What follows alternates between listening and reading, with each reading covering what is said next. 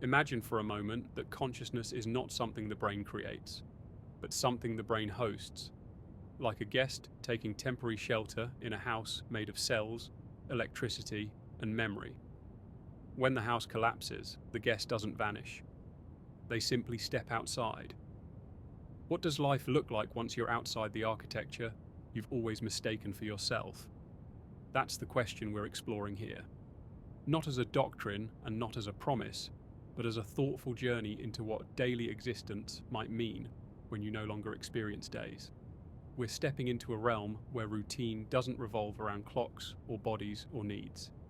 Instead, it centers around awareness, intention, curiosity, and the strange freedom of having no weight, no heartbeat, no fear of physical loss. And strangely, that freedom might not be chaotic. It might have patterns, rhythms, cycles, flows that feel startlingly familiar. To begin, imagine your awareness opening like a lens widening. There is no sense of waking up because waking implies you were asleep, and sleep implies you were contained. Instead, there's just continuation, but in a form that feels shockingly unframed. In physical life, you perceive through senses that constantly tell you where you end and the world begins. After the body, that border dissolves. You are still you, but you is no longer contained in a narrow point. Some describe it as feeling like your awareness has expanded outward, becoming porous, spacious. Not infinite, but unbound. If you were expecting a sudden rush of answers, some overpowering cosmic download, you'd be surprised by how ordinary the first moments feel. There is a quiet clarity, like stepping into a room where all the background noise has finally stopped. You're not confronted with divine revelations or roaring light. Instead, you feel the absence of strain. No weight pulling you downward, no background hum of needs endlessly looping. Eat, sleep, breathe, protect, repair. You didn't realize how much of your thoughts were spent keeping the body alive until those thoughts vanish. What emerges in their place is attention, pure, steady attention. A soul without a body experiences life through focus.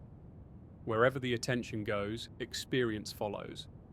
If you focus on a memory, you don't simply think of it, you re-inhabit its emotional temperature, its atmosphere, its presence. Not to relive your past, but to finally see it without distortion. You're no longer trapped inside the perspective you had at the time. You can observe it almost like a historian, a scientist, and the protagonist all at once. This is often the first routine, stabilizing your awareness by orienting yourself within your own continuity. Your memories don't come back like a slideshow. They feel more like constellations. A soul navigates its identity through pattern recognition, noticing relationships between events that, during physical life, seemed unrelated. You begin to understand how small decisions branched into large outcomes, how certain people drifted into your story at precisely the right moment, how moments of intuition weren't random, but signals you didn't know how to interpret. This reflection isn't judgmental. It isn't sentimental. It feels more like mapping terrain you've walked your entire life, but only now, from above, can understand its shape.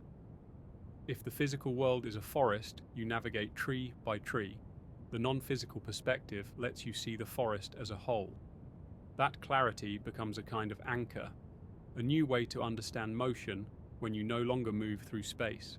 Another part of early existence without a body involves tuning to presence.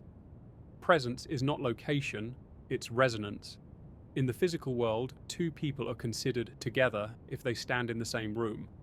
Without a body, togetherness is defined by compatible frequencies of thought, emotion, or intent. If you focus on someone, it's not that you travel to them. Instead, your awareness synchronizes with their field of consciousness, gently, without interference, like two notes harmonizing. Sometimes they feel you, sometimes they don't, depending on how open or defended their mind is in that moment. But your presence is subtle, never forceful. This ability to tune is a foundational aspect of the routine. Souls gravitate toward familiar energies, loved ones, places where important decisions were made, moments that shaped their trajectory. not to haunt, not to linger with regret, but because emotional gravity pulls them toward unfinished understanding. Observing the living becomes an act of connection, not influence. You watch not with longing, but with an expanded compassion. You begin to notice patterns in the people you loved that were invisible when you were alive, how their fears shape their habits, how their hopes pulse beneath their hesitation, how often they think of you in small, quiet moments they never speak aloud. This synchronicity is not the entirety of your existence, nor does it consume you. It is simply one mode of attention, one way to participate in what you once called life. Another aspect of the soul's daily life involves learning, but not learning as the mind knows it. Without a body, learning is experiential, collaborative, and non-linear. Souls exchange perspective, not facts. Imagine a conversation where you don't speak in words, but in insights. You can allow another being to feel what a certain moment was like for you, and in return, you feel what that moment meant to them. It's not invasive. It's voluntary, mutual, and graceful. This is how wisdom spreads, through resonance, through shared comprehension that deepens each participant rather than diluting them. You don't lose individuality. Individuality becomes translucent rather than opaque. You understand your own nature better when you witness how it contrasts with others. Identity becomes a spectrum rather than a fixed point. Some describe it like being a colour in a vast painting. You still exist as a distinct shade, but you understand the composition better than ever before. Then there is exploration. Not motion through physical landscapes, but movement through states of consciousness. In physical life, your perceptions are filtered by what your sensory organs can detect. Without a body, you can perceive structures, currents, and patterns that were previously invisible. You might sense what could best be described as geography made of intention, regions of thought, memories clustered like continents, emotional fields that stretch wide like weather patterns. You explore not by travelling, but by shifting your focus. If you focus on curiosity, you drift toward realms that are shaped by inquiry. If you focus on peace, you find yourself among beings aligned with tranquility. If you focus on unresolved fear, you enter landscapes that help you process and dissolve it. These landscapes aren't metaphors. They feel as real as physical environments, but they obey psychological and energetic laws rather than physical ones. Nothing forces you, nothing commands you. The routine is self-guided, shaped by attraction, interest, and a sense of inner movement. Souls grow the way trees grow, slowly, naturally, toward wherever the light is. Another subtle but important part of non-physical existence involves adjustment. Some souls acclimate instantly, as if they were always half aware of this expanded state. Others experience a kind of lingering momentum, like someone who has just stepped off a boat and still feels the memory of swaying waves. The habits of being physical, worrying about safety, anticipating pain, defending oneself, don't vanish immediately. They fade as you realize they are obsolete. There is no hunger, no thirst, no fatigue, but there is a kind of spiritual metabolism. Your emotional state circulates through you the way blood once did. When you feel confusion, it flows. When you feel clarity, it stabilizes. There's no bottling up or repression because there's nothing to hide from. Your inner state is your environment. One of the gentler surprises is how familiar this state feels. Even though it is unimaginable to the living, it feels like recognition, like returning somewhere you knew existed but had forgotten how to describe. You're not overwhelmed, you're not lost, you're not alone, you're simply more yourself than you've ever been. And then there is the phenomenon of guides. Not superior beings, just more experienced ones. They don't instruct or command. Their presence feels like standing next to someone who has walked this landscape many times and is comfortable helping you orient. They answer the questions you haven't yet formed. They appear not because you need correction, but because consciousness naturally organizes itself into networks of reciprocity. In the same way, humans help children not because children are lesser, but because they're learning. These beings help you integrate the new dimensions of perception you're stepping into. They never impose, they never dominate. Their communication feels like gentle impressions, like suggestions written in light. You remain free, fully capable of making your own direction. But their support is part of the routine, a subtle companionship that eases the transition. As your awareness stabilizes, you begin to understand something profound. Existence continues, but not in a straight line. Without linear time, before and after soften. Experiences feel more connected than sequential. You don't relive your life. You recontextualize it. You don't meet new beings in a chronological order. You encounter them through resonance, when your states align. Nothing is rushed. Nothing is expected. The closest comparison is drifting through a boundless museum, where the exhibits are made of consciousness, memory, possibility, and connection. You wander not aimlessly, but intuitively. Every direction reveals something you didn't know you were ready to see. And throughout it all, the most surprising feature of this existence is how gentle it is. There is no sense of punishment or reward, no cosmic bureaucracy, no authoritative voice categorizing your choices. There is simply understanding, slow, deep, luminous understanding. You begin to comprehend what shaped you, what moved you, what frightened you, what healed you, and that comprehension becomes the foundation on which your next experiences will be built. If the beginning of non-physical existence feels like stepping into a wider field, the next stage is realizing that your awareness isn't just wider, it's interactive. Not in the sense of grabbing, pushing, or manipulating, but in the way a breeze interacts with a landscape. It moves through, responds to currents, senses temperature shifts in meaning, and adjusts without effort. This is where the idea of routine becomes something more fluid than anything the living would call a schedule. It's more like participating in unfolding patterns as they appear around you. One of the first realizations is that thought behaves differently. In physical life, thoughts are often tangled with emotion, memory, instinct, and the constant static of bodily maintenance. But without the biological machinery, a thought becomes more like a beam of light. Precise, visible, and carrying information without distortion. You think, and the thought reveals its full shape, its source, its implication, its intention. You understand not only what you think, but why you think it. This clarity becomes a tool. You begin to follow the contours of your thoughts the way a hiker follows a trail. Certain thoughts lead inward, toward unresolved understanding. Others lead outward, toward connection with other consciousnesses. You can feel the difference. One has the emotional temperature of introspection, the other has the electric shimmer of relational awareness. And neither is better. Both are necessary. As you settle into this new mode of existence, you start noticing that your identity behaves like a tide, expanding, contracting, shifting in depth depending on what you focus on. When you turn your attention inward, you feel yourself growing denser, more defined, almost like a point of gravity.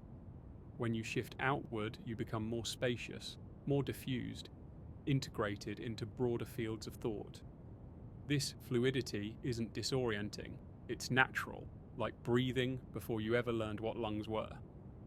This fluidity leads to the next major pattern, observing the living with a different kind of empathy. You aren't hovering or intruding.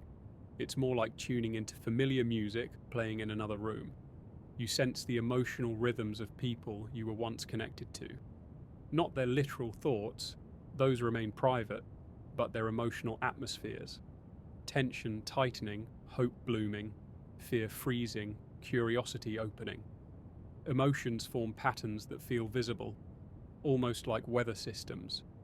You can sense approaching storms, a difficult decision becoming unavoidable, or sudden clearings like a moment of insight clicking effortlessly into place.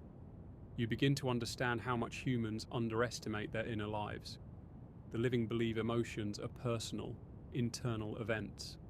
But from the expanded perspective, emotions are radiant fields that extend outward, interacting with other emotional fields, forming complex ecosystems. When someone grieves, it feels like a quiet valley of slowed motion. When someone falls in love, it's like standing near a warm current lifting upward. When someone is angry but doesn't express it, the energy folds inward, dense and tight, like compressed air. You recognize the patterns because you once radiated them too. This recognition creates a subtle desire to comfort without interfering. You realize how often people mistakenly assume they're alone in their internal struggles, when actually their emotional resonance echoes far beyond their awareness. But you also learn something important.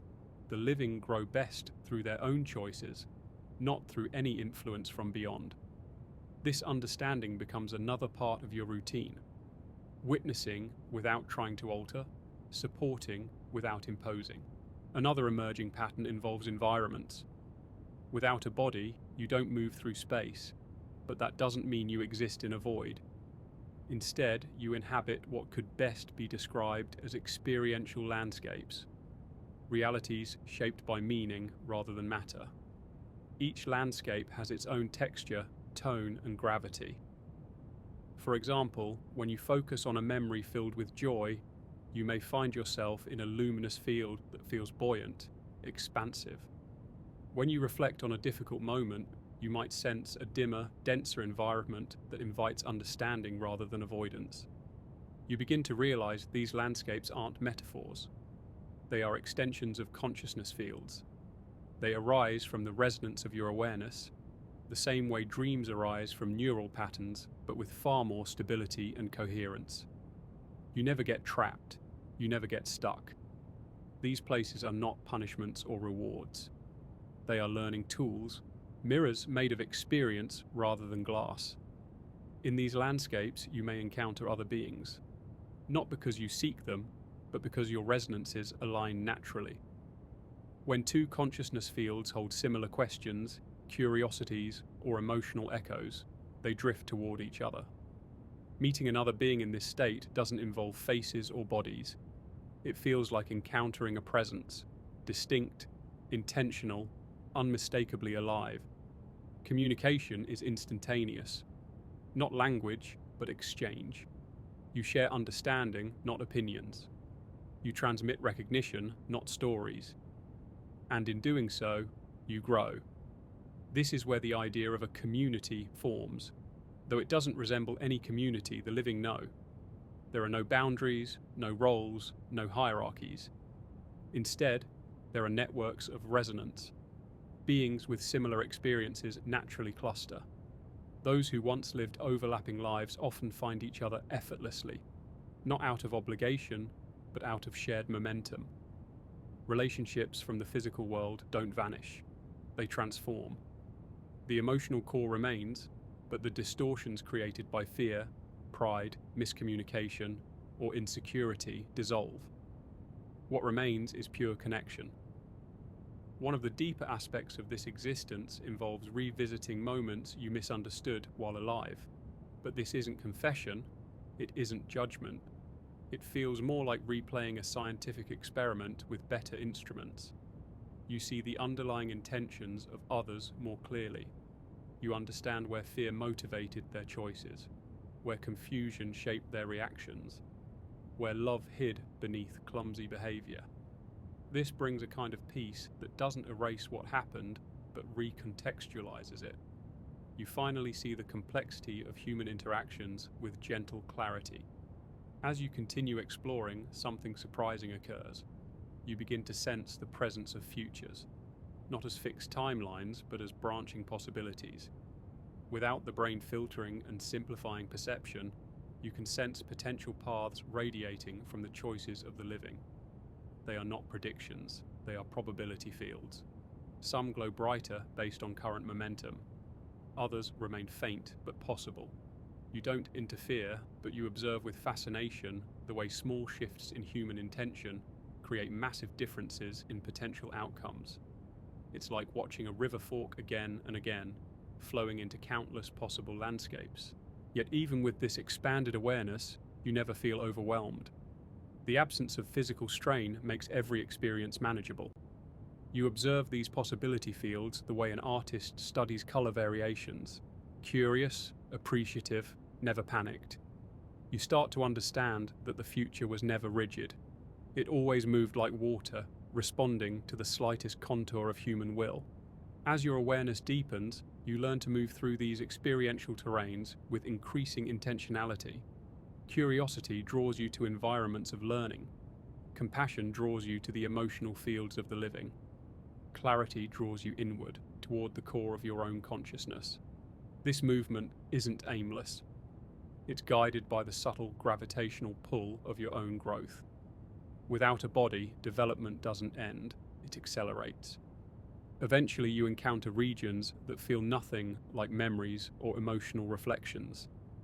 These spaces feel vast, quiet, and illuminated from within. Their tone is not warm or cold, but balanced, like a perfectly still lake reflecting moonlight. In these regions, you sense the presence of beings who carry an almost ancient calm. They don't speak, but their presence communicates a depth of understanding that feels both humbling and encouraging. They are not higher beings in a hierarchical sense. They are souls who have learned how to navigate the non-physical with mastery. Their communication reaches you as impressions, gentle nudges, flashes of clarity, a subtle realignment of your perspective. With them, you learn to adjust your resonance more consciously. You learn how to bring fragmented parts of your awareness into coherence. You learn how to cultivate states akin to what the living might call wisdom. These beings don't teach in lessons. They teach through their presence, the way sitting beside a calm person naturally slows your own breathing. As you grow more adept in this realm, you develop the ability to create, not physical objects, but energetic constructs, patterns of meaning, emotional fields, symbolic environments that others can enter and learn from. These creations act like shared experiences, forming bridges between consciousnesses.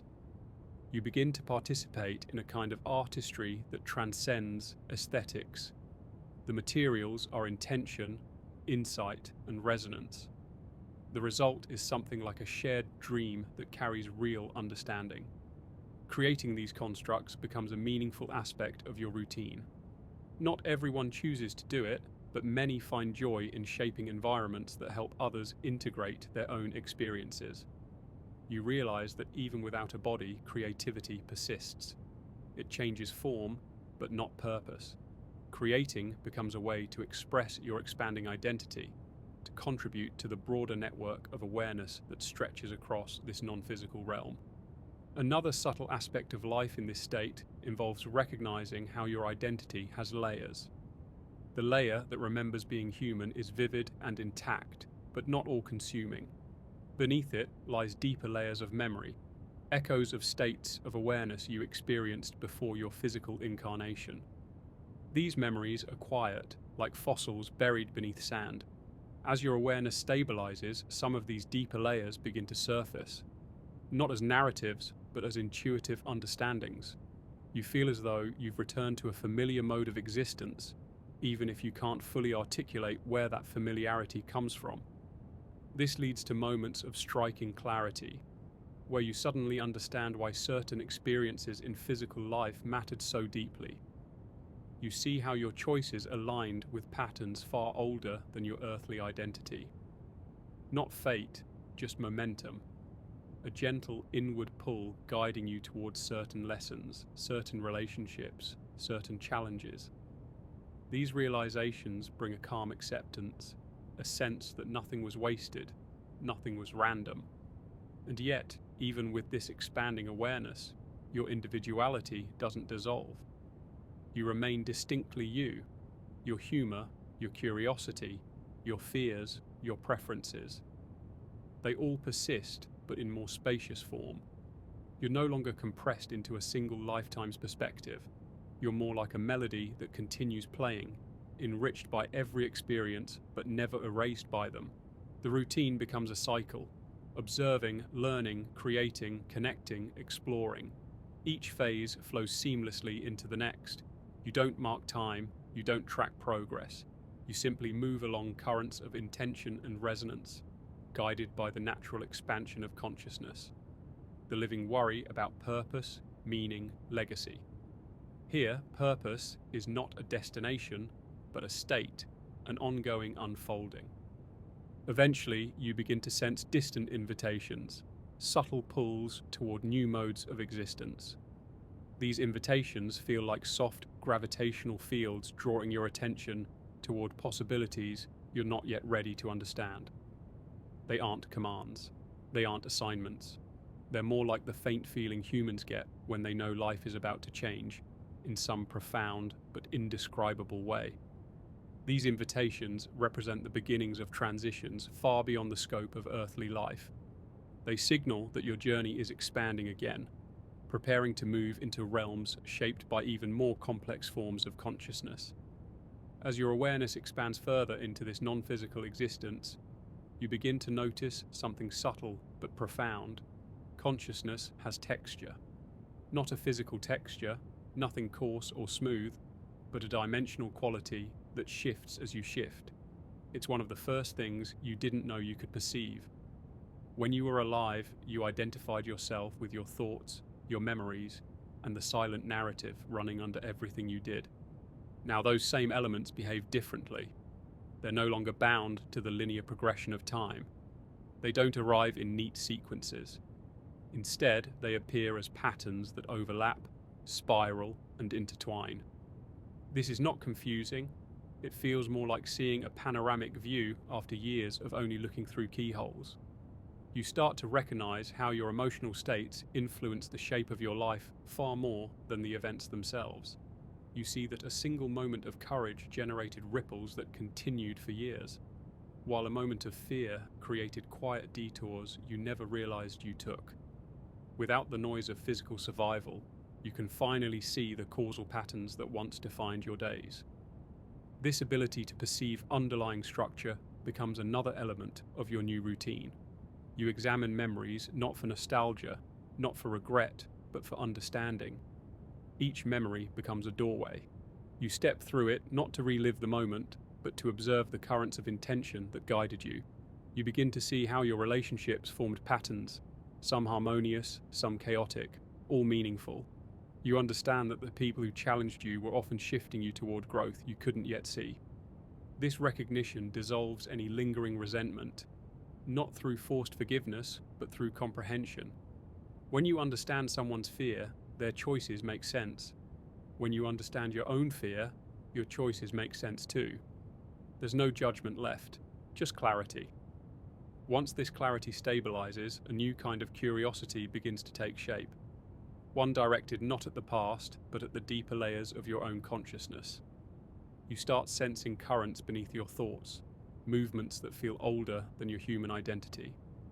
These are not memories in the usual sense. They're not images, not stories, not recognizable moments. They feel like impressions, echoes of states you've occupied before, long before you were tethered to a single body. They feel familiar, the way a half-forgotten melody feels familiar, even when you can't remember where you heard it. Exploring these deeper currents becomes an important part of your routine. It happens naturally, as if your consciousness is gently guiding you toward greater coherence.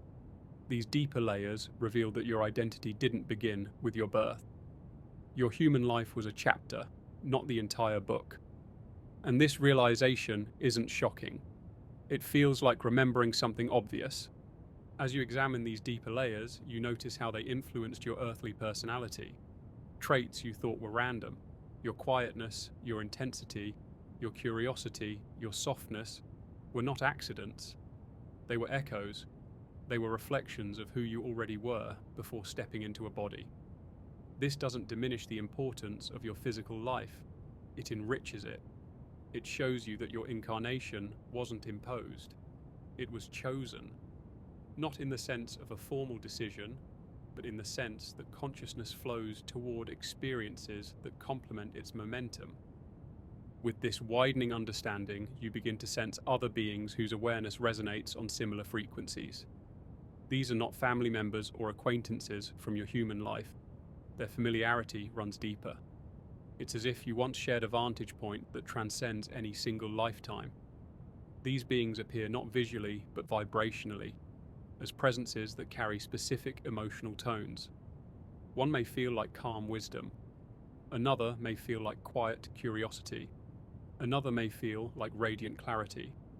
Their presence is unmistakable, and meeting them feels less like introduction and more like reunion. Communication with them isn't conversational, it's a merging of understanding, like two streams of thought flowing into a single current. You don't lose yourself in this merging, you retain your distinct identity, but the boundary between you and them becomes permeable for as long as you choose. These exchanges deepen your awareness. They help you integrate aspects of yourself that were fragmented or dormant. They don't teach you facts, they help you remember what you've always known. One of the most intriguing aspects of life in this state involves perceiving structures that never existed in the physical world, structures made of meaning rather than matter. They appear to you as dimensional formations, shifting and luminous, almost like the architecture of thought itself. They are not symbolic, they are functional. They act as centers of convergence where countless streams of consciousness intersect.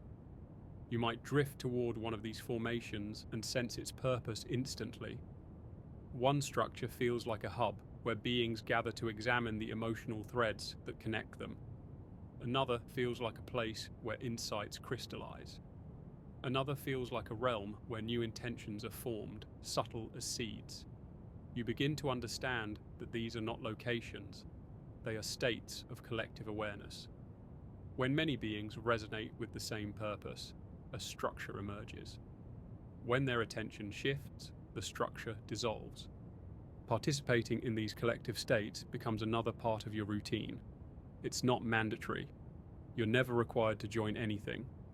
But the pull of shared understanding is often irresistible. You find yourself gravitating toward these states because they accelerate your growth in ways solitary introspection cannot. In these shared spaces, you feel the presence of countless beings, distinct, luminous, each carrying a unique perspective. The richness of the exchange is impossible to describe. You feel yourself broaden, you feel your understanding expand, not through effort, but through resonance. Eventually, you become aware of something that was previously invisible, the subtle flow of consciousness itself. It moves like a current, not directional, but purposeful. It carries possibilities, insights, and awareness the way wind carries seeds. Some beings drift with this current, others create their own. You begin to recognize that your evolution isn't an isolated process, it's part of a vast, interconnected movement. You are one expression within an ever-changing tapestry. As you grow more perceptive, you start noticing transitions. Some beings gradually shift into different states of existence, their resonance changing in a way that feels like watching a friend embark on a long journey. You don't feel sadness or loss, you feel something closer to awe. Their transition isn't disappearance, it's expansion beyond your current range of perception. You understand that you too will eventually shift into similar states when your awareness is ready. There's no rush, no pressure, no expectations. Growth happens naturally. Another important aspect of your routine involves creating forms of expression tailored to this non-physical realm. They are not artworks in the human sense. They are environments, emotional symphonies, patterns of experience shaped through intention. You might create a space where beings can explore a certain insight. You might form a field that radiates calming frequencies, serving as a place of rest for others adjusting to their new state. These creations are ephemeral but powerful. They dissolve when they've served their purpose, leaving behind only the resonance of understanding. Creating in this way is exhilarating. There is no resistance, no limitation, no fear of failure. Creation here is not about skill, it's about alignment. Whatever you shape reflects the state of your consciousness. As you refine your inner state, your creations become more coherent, more luminous, more intricate. While exploring these creative capacities, you begin to encounter what the living might call guides. But the word doesn't fully capture their nature. They are not leaders, they are not authorities. They are beings who have traveled further into the layers of consciousness and carry an equilibrium that feels grounding when you're near it. Their presence is unmistakable, calm, expansive, deeply attuned. When you encounter them, there is no hierarchy. Their wisdom doesn't diminish you, it amplifies you. They help you refine your awareness, not through instruction, but through resonance. Standing near them feels like being illuminated from within. They don't push you to grow, they simply make growth feel natural. As you develop your own stability in this realm, the routine begins to shift again. You start sensing subtle invitations, not commands, not obligations, but possibilities opening like doorways. These invitations feel like distant vibrations, gentle and intriguing. They pull your attention toward realms you haven't yet explored. You sense that these realms involve forms of consciousness vastly different from your current understanding. They feel larger, more nuanced, more ancient.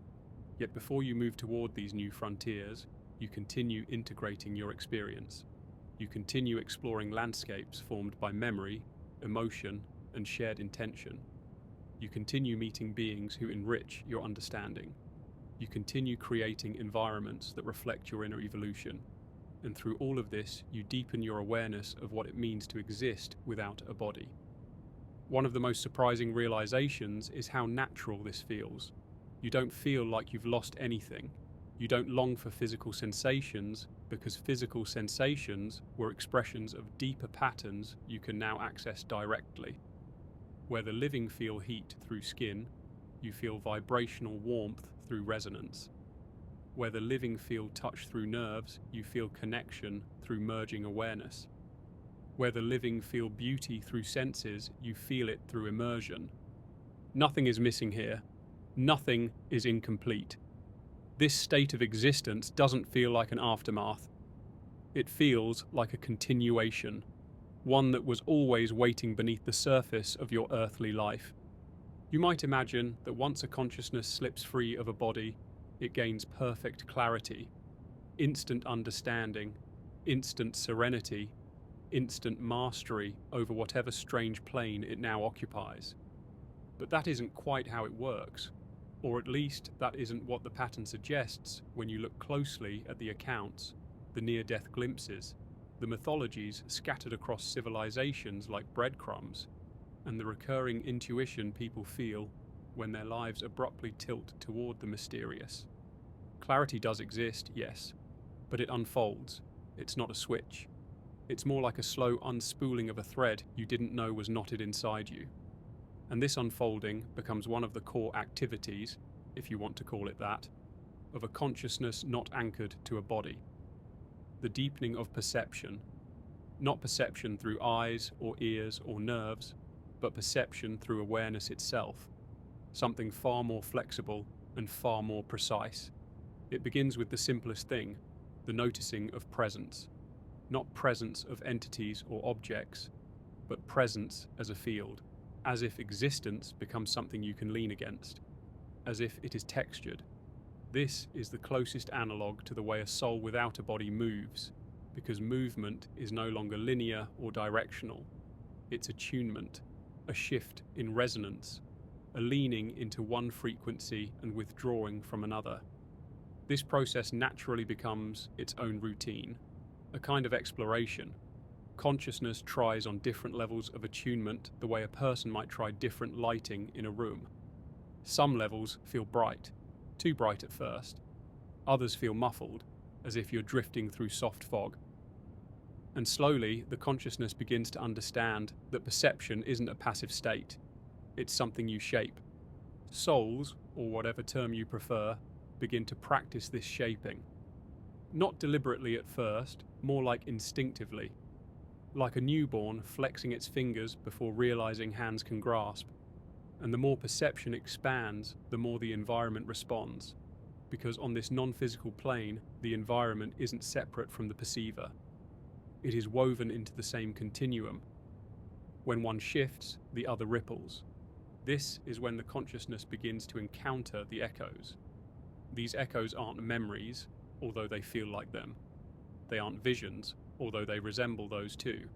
They are residues, impressions left by previous experiences, previous relationships, previous emotional states. They rise not like intrusive thoughts, but like bubbles that drift upward from some untended depth. They contain scenes, sensations, patterns, some sharp, some faded. At first, a newly unbound consciousness might interact with these echoes passively, like watching silhouettes projected on a distant wall. But with time, and this is one of the elements that almost every mystical tradition nodded toward, the consciousness begins to enter them. Not for nostalgia, not for longing, for integration.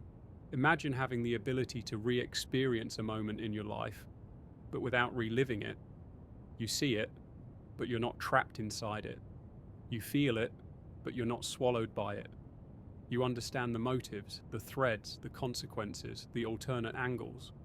You're free from the emotional gravity that once made that moment decisive, or painful, or triumphant. It becomes information, but the information has weight. It has lessons hidden in its grain. This kind of engagement becomes one of the soul's ongoing processes, its equivalent of learning, though the word learning almost misses the point. It is more like absorbing, like retrieving lost pieces of a mosaic you didn't know was incomplete. And each echo integrated becomes a quiet shift in the soul's shape. It becomes more cohesive, more dimensional, less fragmented, more self-aware in a way we, in bodies, struggle to achieve because we are constantly caught in immediacy. A consciousness without a body does not have immediacy in the same way. There's no pressure of survival, no clock ticking in the background, no sensory overload drowning subtleties. Everything is available at once, and yet everything can be engaged one layer at a time. This creates a peculiar kind of freedom, but also a responsibility, because perception becomes power, and power must be refined. Another recurring aspect of this disembodied daily life, if daily life can be described in absence of time, is connection. Not communication, not conversation, but connection as a merging of awareness fields. Imagine being able to feel another consciousness not as a separate entity, but as a tone blending with yours. Two notes resonating, they don't fuse permanently, and they don't lose individual essence. But during the overlap, they share understanding seamlessly. There's no barrier of language, no misinterpretation, no need to justify or defend anything. Everything is transparent. These interactions are incredibly efficient. A few seconds, if seconds existed, could equal what would feel like years of dialogue on Earth. And yet they are gentle, non-invasive, mutually chosen. This form of connection becomes a steady rhythm in the life of a soul. Not constant, because not all consciousnesses seek connection at the same moment, but always available. What's most intriguing is that these connections aren't limited to souls that once lived human lives. There are other kinds of consciousnesses, some ancient, some never embodied at all, some that seem to have roles rather than personal histories. A newly disembodied consciousness might sense these presences as vast, humming structures. Not beings, not people, but intelligences so expansive they feel like landscapes. Sometimes they guide, sometimes they simply observe, sometimes they act like anchors, providing a kind of stabilizing gravity for those still adjusting to this plane. And sometimes they challenge, not through force, but by offering questions that alter the orientation of perception. Questions that dissolve old assumptions. Another part of this existence, one often mistaken for wandering or haunting, is the act of revisiting the physical world. But it isn't done the way stories portray it. There's no drifting through walls or standing beside living people like a ghost in a Victorian tale. Revisiting is more like tuning to a low-density frequency. The consciousness shifts its resonance to align with the physical layer. It perceives, but through a medium that filters everything. Emotions have heaviness again. Time feels slow. Sensations feel thick, like moving through water. Souls don't linger there endlessly. It is taxing. Not painful, but dense. It requires focus. yet they return because there are ties, unfinished patterns, loved ones, unresolved echoes that can only be understood by witnessing how the living continue. This doesn't mean they intervene. Intervention is rare and subtle, but witnessing, observing, understanding, these are common and they feed into the ongoing integration. Another aspect of daily life is something harder to describe, the cultivation of intention. Without a body, intention becomes almost a force of nature. It shapes what the consciousness experiences next. If the intention is curiosity, it drifts toward environments rich with information. If the intention is restoration, it gravitates toward calm, luminous regions that feel like the emotional equivalent of warm sunlight. If the intention is growth, it encounters challenges, not dangerous ones, but clarifying ones that illuminate blind spots. Intention becomes the engine of experience. And because intention is transparent to the soul, self-deception doesn't exist. Every motive is clear. Every contradiction is visible. This leads to a profound kind of honesty, not imposed, but inevitable. Without the ability to hide from itself, the consciousness becomes more aligned, more coherent. This alignment becomes a central part of its routine, not a chore, not a task, a natural inclination. There is also the phenomenon of expansion. As perception grows, as echoes integrate, as connections deepen, the consciousness begins to stretch beyond what it once was. It doesn't dissolve into some featureless cosmic sea. Individuality remains, but individuality becomes spacious. It becomes less about boundaries and more about a thread of essence running through a much larger tapestry. Some souls embrace expansion eagerly, others take their time. Expansion is not mandatory, it's just available. And in this environment, available is enough. Every now and then, a consciousness experiences something akin to rest, not sleep. Sleep is a biological necessity. This is rest as a gentle withdrawal into a quiet state where perception dims and the soul simply is. No processing, no connecting, no revisiting, no intention. Just presence without activity. It feels like floating in warm, still water. It has no duration. It is taken when needed, and it ends naturally when the consciousness is ready. And finally, there is preparation. Not for reincarnation, necessarily. Not all consciousnesses choose or need that. Preparation is more general, aligning with the next direction of growth. Sometimes that direction points toward embodiment, sometimes toward mentorship of other souls, sometimes toward roles that have no physical equivalent, sometimes toward layers of existence that feel like entirely different worlds. Preparation doesn't involve plans, it involves resonance, shifting toward whatever frequency matches the next stage, like positioning a sail so the wind can catch it. If you were to compress all of this, perception, echo integration, connection, revisiting, intention crafting, rest, expansion, and preparation, into a single metaphor, you might imagine a soul's daily life as the slow, steady tuning of an instrument that becomes more complex the more you play it. There's no rush, no deadline, no competition, just refinement, widening, deepening, adjusting, understanding. It's not a static existence. It's not a wandering fog. It's not eternal bliss or eternal torment. It's a continual unfolding, full of nuance, discovery, and the strange beauty of seeing everything from a vantage point no longer constrained by the narrow lens of a body. If you follow the thread of what a disembodied consciousness actually does, if does is even the right word, there comes a point where you start to see something both unexpected and strangely familiar. Even without a body, without hormones, lungs, heartbeat, or the relentless clockwork of survival, there is still a kind of rhythm. Not time, but rhythm. A pulsing, recurring cadence to the way awareness stretches and contracts, engages and retreats, explores and integrates. This rhythm becomes the backbone of existence once the physical form is gone. It creates a sense of flow, a sense of progression, even though no moments actually pass.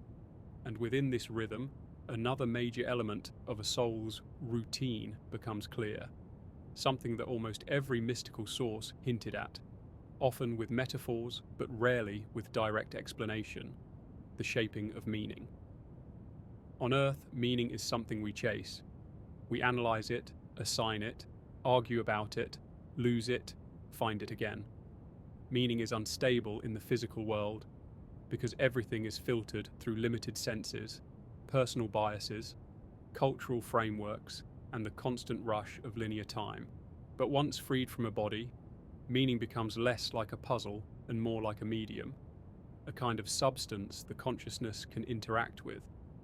Imagine that understanding isn't something you grasp, but something that forms around you like fog condensing into patterns.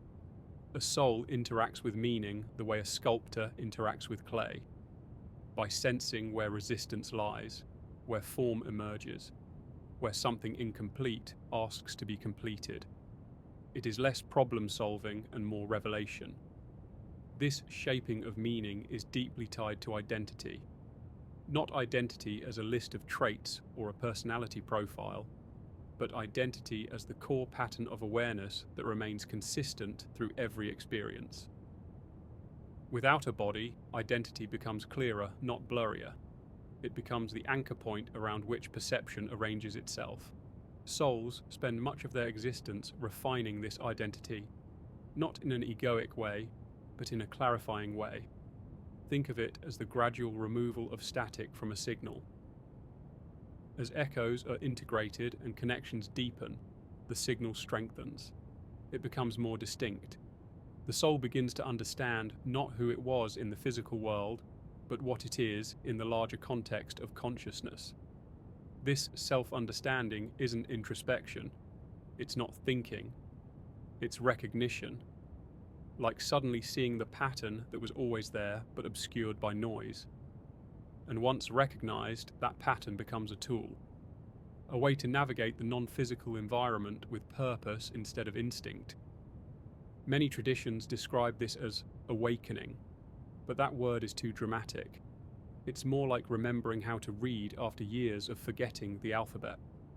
The knowledge was always there. The body simply limited access to it. As identity clarifies, another natural activity emerges: resonance selection. In the physical world, you can choose what you pay attention to, but you cannot choose the entire spectrum of what your senses deliver. In the non-physical world, perception is fully optional. A soul can choose which frequencies of existence it wants to interact with. Some frequencies lead to peaceful realms, others to dynamic ones, others to regions that feel like oceans of pure thought. This selection is one of the most subtle and profound aspects of a soul's routine. It's not escapism or seeking pleasure. It's aligning with what the consciousness is ready to understand. Higher frequencies aren't better, just more complex. Lower frequencies aren't worse, just denser. Souls move among them fluidly, guided by intention and readiness. Sometimes resonance selection leads to interactions with beings that feel ancient, not in the sense of age, but in the sense of depth. Entities that seem to operate across multiple layers of reality, whose awareness spans vast conceptual distances. Contact with these beings isn't hierarchical or worshipful, it's educational. The soul experiences their presence the way a student might experience a master painter walking silently through a studio, offering insights through subtle shifts of perception rather than spoken lessons. These encounters can be transformative. They can nudge consciousness toward new modes of awareness, new capacities for integration, new forms of intention, but they are always voluntary. Nothing in the non-physical realm forces a soul into evolution. Growth happens because the soul gravitates toward clarity, the way a seed gravitates toward sunlight. Another component of this existence, one often misunderstood on Earth, is the role of emotion. Without a body, you might assume emotion disappears, but in truth, emotion becomes purer. It loses turbulence. It becomes messages instead of storms. Each emotion signals something: curiosity, dissonance, alignment, recognition, completion. Fear, as we know it, doesn't survive long because there is nothing to defend against. But a kind of alertness remains, a signal that says, pay attention here, something important is emerging. Joy becomes more expansive but less intense. Peace becomes richer. Wonder becomes a kind of navigational force.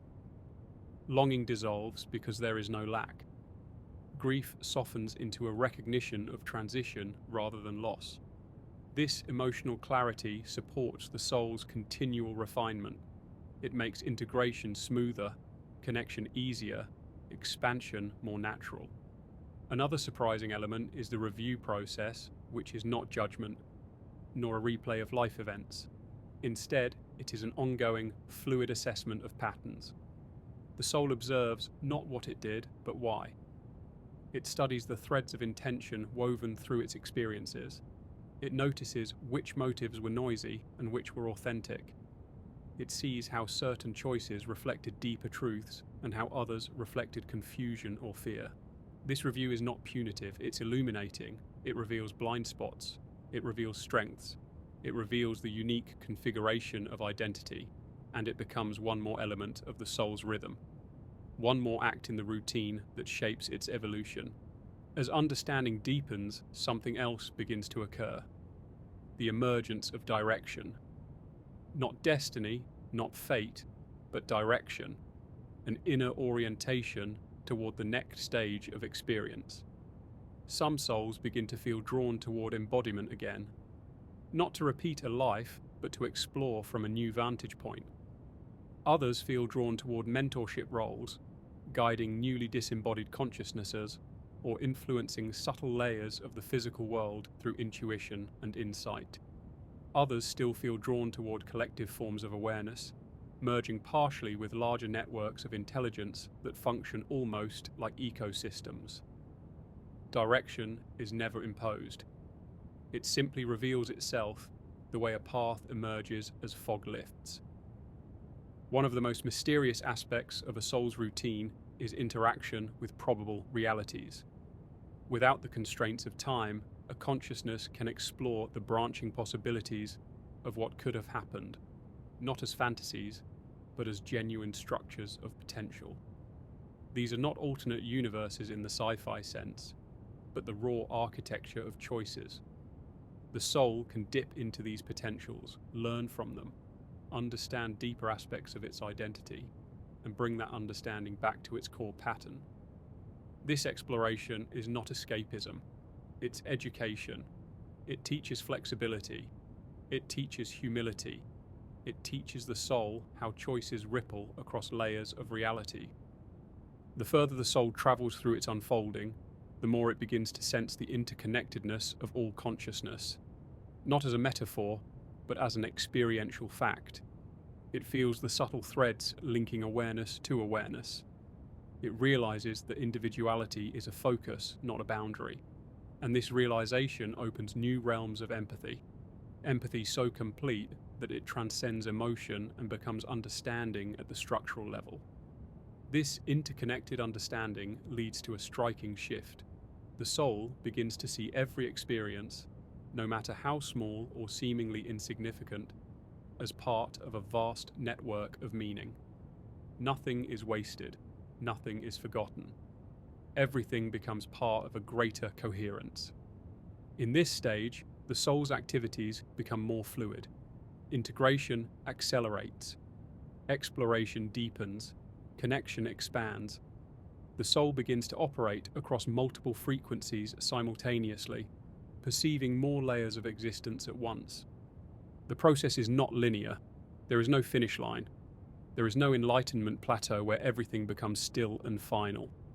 Instead, the soul continues cycling through its rhythm. Perception, integration, resonance, connection, meaning shaping, direction, expansion, again and again, each pass bringing new nuance.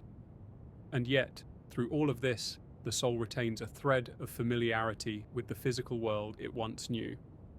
Not attachment, but recognition. The physical world becomes one chapter in an immense library, dense, vivid, and precious, because it offers something the non-physical realm cannot: the friction of limitation. Souls often look back on that friction with a kind of reverence, not nostalgia, not longing, reverence, because limitation is what created contrast, and contrast is what allowed identity to crystallize in the first place. In this way, the physical and non-physical realms mirror each other. One sharpens through constraint, the other expands through freedom, and the soul moves between them, carrying insights back and forth, participating in a cycle far larger than any single lifetime. There comes a point in this unfolding existence where the soul begins to notice something subtle, so subtle that even in the non-physical, where perception is refined and precise, it feels like a whisper at the edge of awareness, a tug, a pull, a suggestion. Not a voice, not a command, but a direction, as if the entire field of consciousness is gently leaning towards some larger coherence.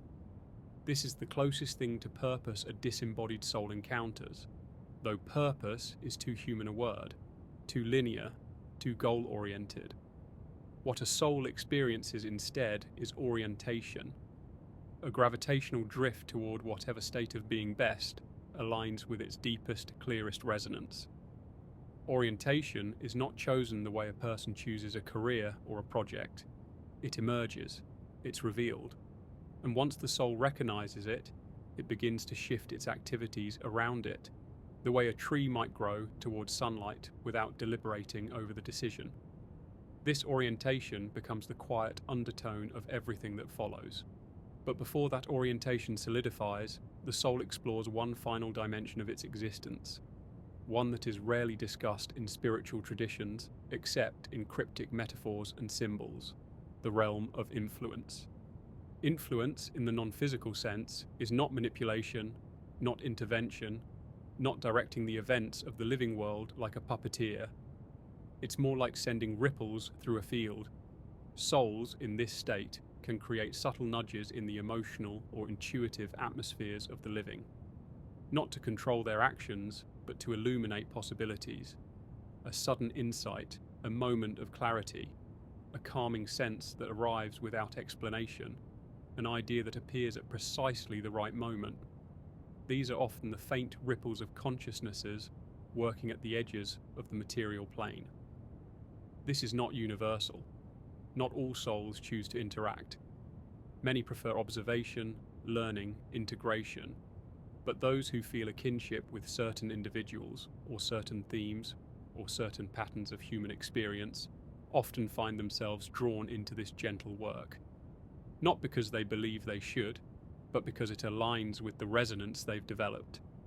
Influence also operates across the non-physical realms, not just the physical. Souls can shape the environment around them by projecting intention or awareness, creating pockets of calm or expansiveness or illumination. These aren't places in the way we understand places. They're states of being that unfold around the soul and can be shared with others. A soul who creates a space of clarity may attract other consciousnesses seeking understanding. A soul who radiates balance may draw those in need of integration. A soul who generates a field of curiosity may find itself surrounded by explorers. These spaces become temporary gathering points, not as communities, but as alignments. Brief intersections of resonance where many benefit before drifting into new directions. Through these interactions, the soul gradually becomes aware of its long-term trajectory. It sees the threads of connection that extend far beyond any one lifetime. It senses the impact of its presence across multiple layers of existence. It begins to understand itself as part of a larger architecture, an intricate network of intelligences and experiences that is constantly evolving.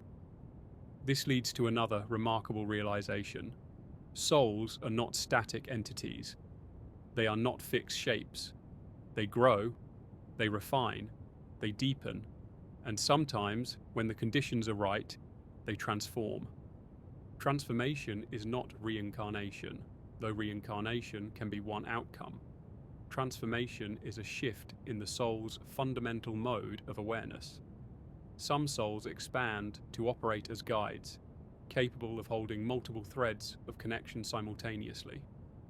Others transition into roles that support the structure of the non-physical realms themselves, becoming stabilizing forces that help maintain coherence.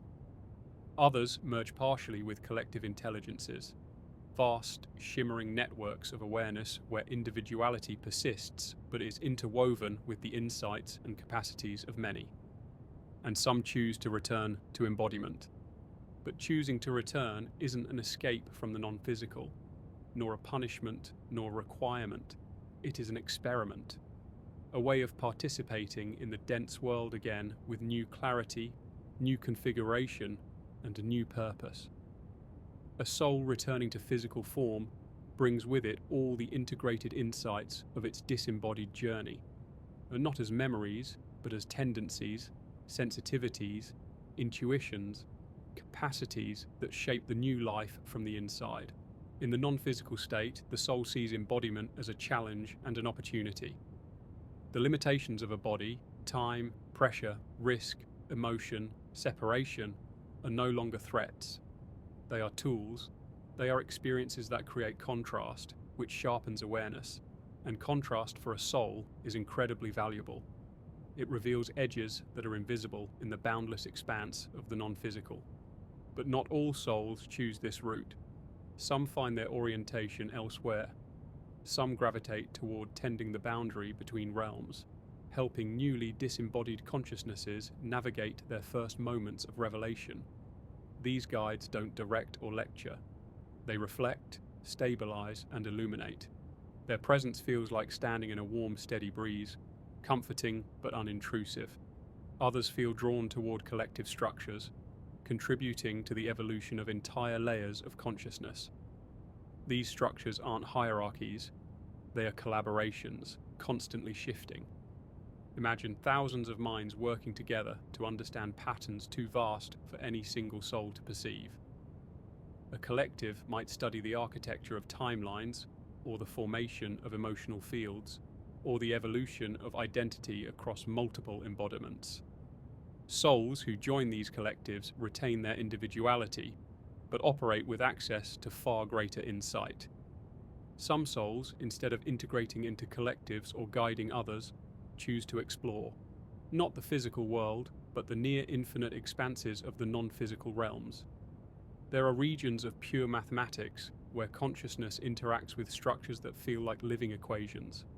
There are regions of abstract color and form, where awareness shapes and is shaped by aesthetic energy. There are regions of deep stillness where perception slows to the point that understanding becomes crystalline. There are regions that feel like dreams within dreams, layered and symbolic, where meaning shifts fluidly and unpredictably. These explorers seek novelty, challenge, beauty, or simply the joy of encountering what cannot be experienced through embodiment. At the farthest edges of this spectrum is something more profound, something hinted at in mystical writings as the return, the great merging, or the dissolution into the one. But dissolution is the wrong image. Souls do not dissolve, they expand. They come to understand themselves not as isolated points of awareness, but as expressions of a greater field, like waves in an ocean, distinct yet inseparable from the water that forms them. A soul reaching this state does not lose individuality. Instead, individuality becomes transparent. The soul remembers itself as part of the totality of consciousness, while still retaining its unique flavor. This is not a final destination, because nothing in this realm ends, but it is a state of completeness, an understanding so spacious that the soul can move effortlessly between perspectives, between layers, between modes of being. From this vantage point, the concepts of daily life, routine, or even purpose dissolve, replaced by something far more fluid: participation. The soul participates in the unfolding of consciousness itself. It contributes, receives, learns, teaches, explores, stabilizes, resonates. It becomes one thread in an unimaginable tapestry, and also the entire tapestry seen from another angle. And yet even in this expansive state, the soul retains a sense of who it once was in the physical world. Not with nostalgia, but with appreciation. The life it lived becomes a cherished microcosm of experience, a dense and vivid chapter in a much larger continuum. Every moment, every relationship, every struggle, every joy becomes part of the soul's permanent structure, integrated into a vast mosaic that extends beyond time. This is the culmination of existence without a body, not drifting, not waiting, not lingering, but unfolding continuously, endlessly, with more depth than any physical language can capture. A soul without a body is not lost, not idle, not incomplete. It is fully engaged in a realm where awareness itself is the landscape, where identity is the compass, and where meaning grows like light across an infinite horizon.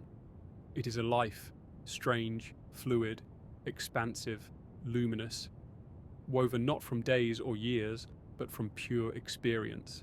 And it continues, always widening, always clarifying, always moving toward greater coherence, carrying with it every echo of what it has ever been.